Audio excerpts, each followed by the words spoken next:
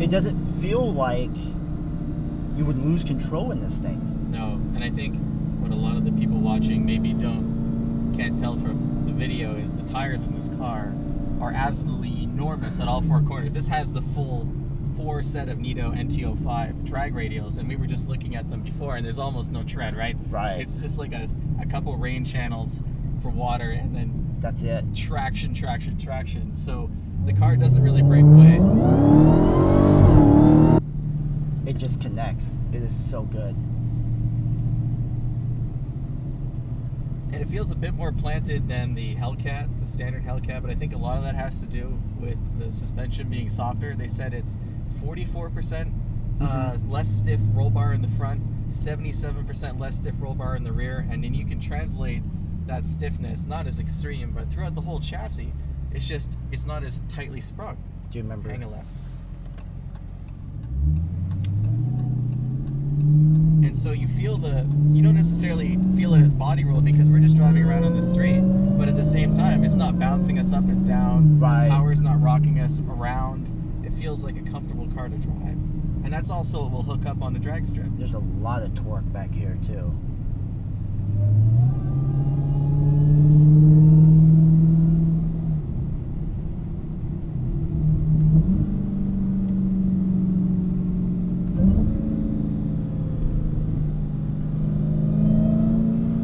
Development. Looks like it's a little too under development. Wow. See, look how close these houses are.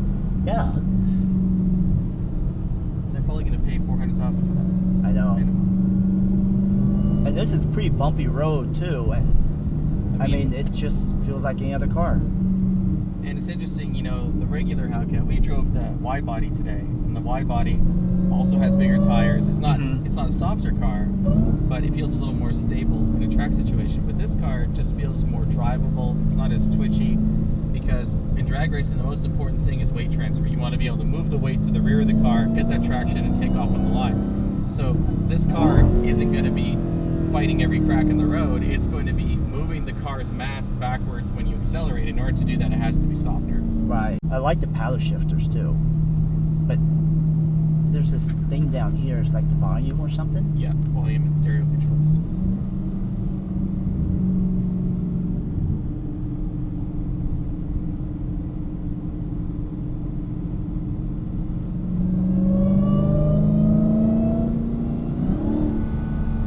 It feels like it just turns in when you shift. God, it just sounds so ferocious. Right here.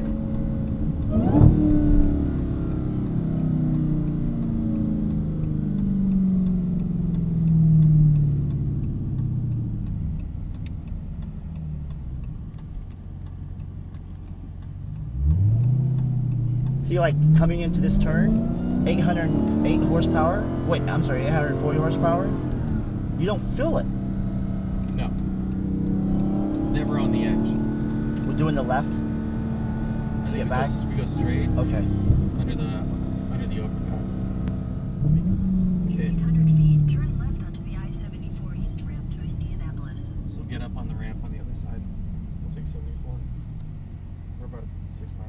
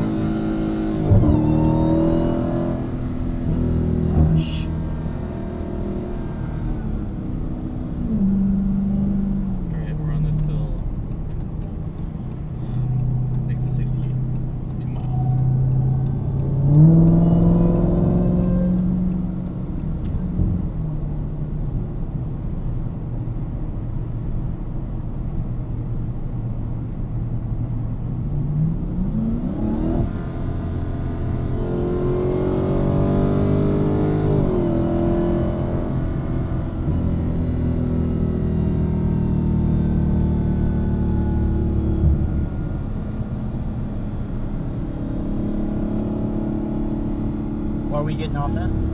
Exit 68. This one here, 1 mile.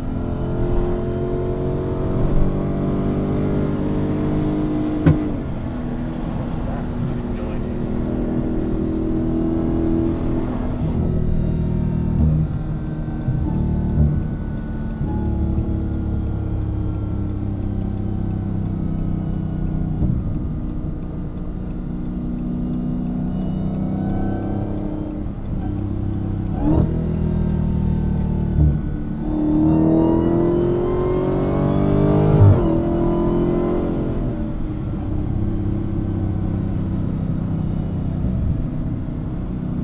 It's a noisy exhaust system.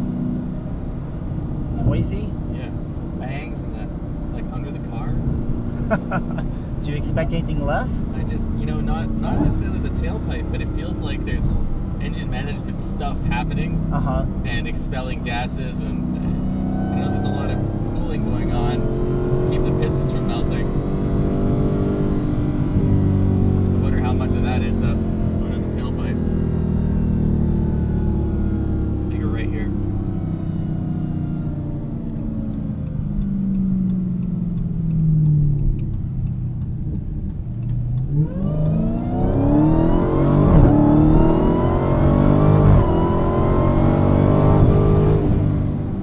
It's a lot of power It's a lot of at power. your disposal. That is a lot of power. Where am I going from here? We're gonna hang a left at 136.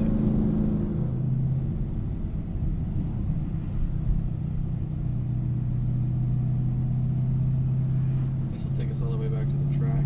Okay. We have to go past. Yeah, this will take us the way we came in.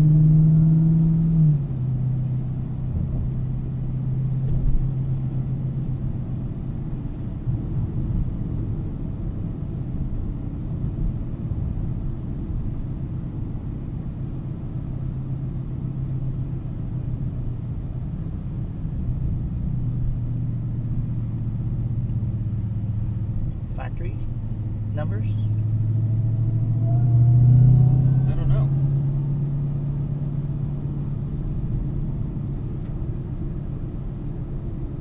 I would think so. 2.9. There's no way we did that. 0 to 60.